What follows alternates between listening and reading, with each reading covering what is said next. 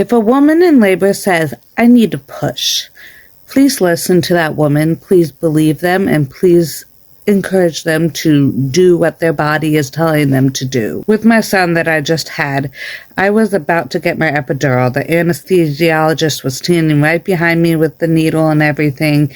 And then I said, I need to push. And he was trying to tell me to hold still so he could give me the epidural. And I was like, I cannot hold still. I need to push. I was moving around too much at that point for him to be able to give me the epidural anyways, because you have to stay still when you're getting an epidural. And I was in too much pain to stay still. And the nurse went to look and see, does this woman actually really need to push? And the baby came out. Like there wasn't even a doctor there to catch the baby. The nurse caught him, and she's not supposed to do that. She said this was her first time that she ever caught a baby. But if y'all had called in the doctor the minute I said I need to push, then a doctor could have caught the baby. So moral of the story, just listen to women. Like, we know what we're talking about. The end. These are the rants and ramblings of a freshly postpartum mom.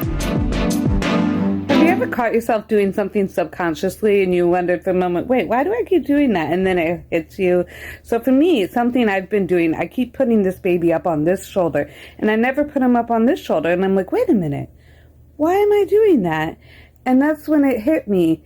This is my deaf ear. This is my good ear. I want to be able to hear if he's burping and hear all the little noises that he makes. And so, of course, I wouldn't have him on the shoulder facing my deaf ear.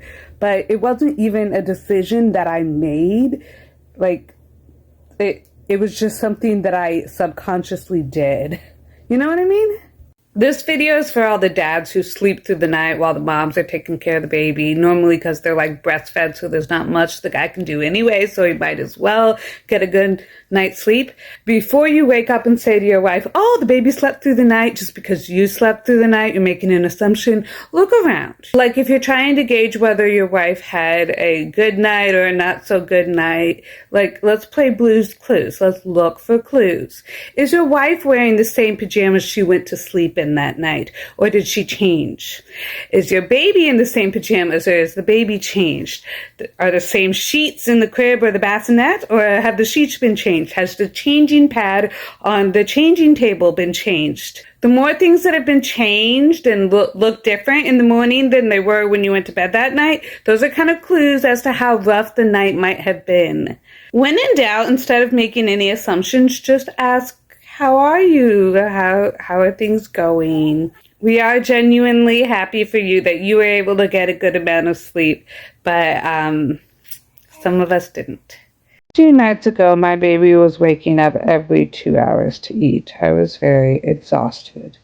At one point, though, I looked at the time when he woke up, and it had only been an hour since I fed him. So I tried to give him a pacifier, tried to just calm him down, without actually feeding him, because I was like, there's no way he can be hungry again when I fed him an hour ago. It was a time change.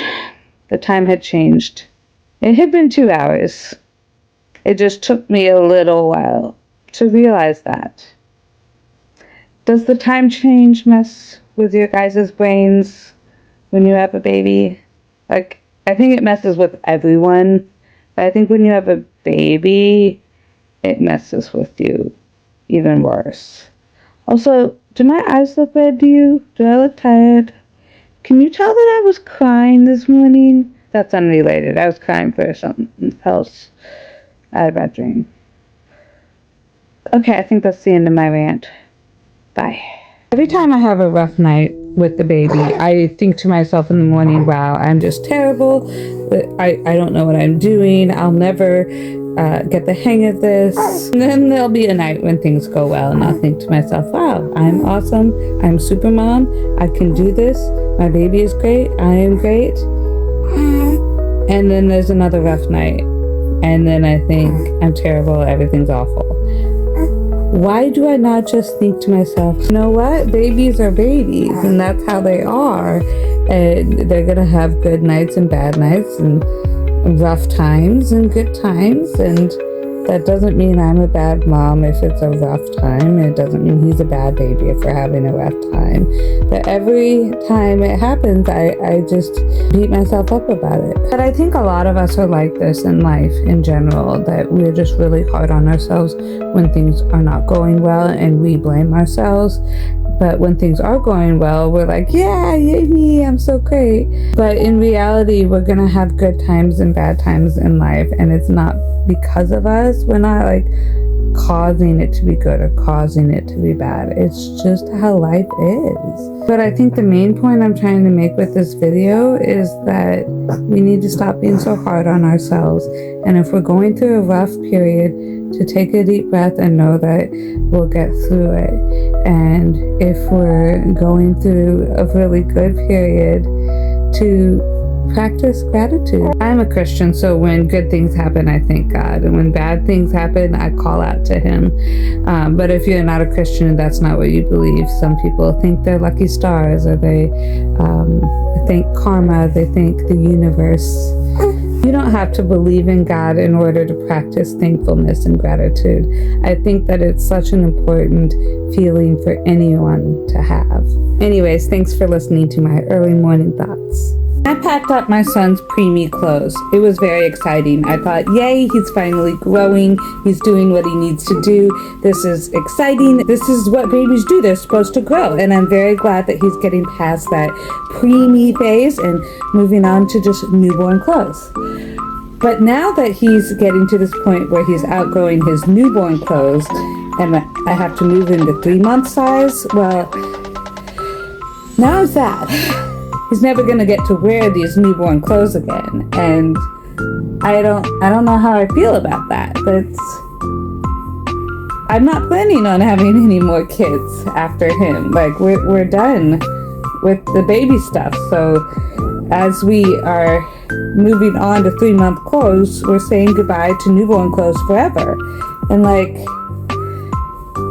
I don't know how I feel about that. Let me know in the comments, do you cry or get emotional or sad, or do you feel feelings when you're packing away your baby's clothes that they outgrew?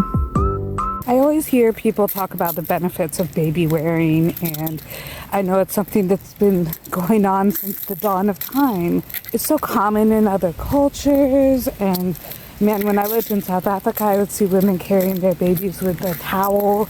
But here in America, I see so many different kinds of wraps, carriers, things like that. And everyone seems to talk about the benefits, and no one ever seems to have a problem with it. So here's my unpopular opinion. I don't like it as much as I feel like I should. Like, I'll do it. Obviously, I'm doing it right now. It helps me be able to get things done around the house. It's soothing to the baby. It's really a nice tool to have, but it is very overstimulating for me. And I'm just wondering, are there any other women out there who feel overstimulated by baby wearing? Like, oh my word, here's this baby on me. I grew this baby for 9 months, and now it's still attached to me. And it's just so much, and sometimes I just don't want that weight on me. And I don't think that makes me a bad mom. I think that just makes me a mom who needs a bit of a break sometimes. But let me know if I'm alone in this feeling, or if you've ever felt that way about baby wearing as well, where you kind of just need a break from your baby sometimes, and wearing the baby all the time is exhausting. Let me know. If you're a postpartum mom watching this, just know that you're not alone and you're doing a great job.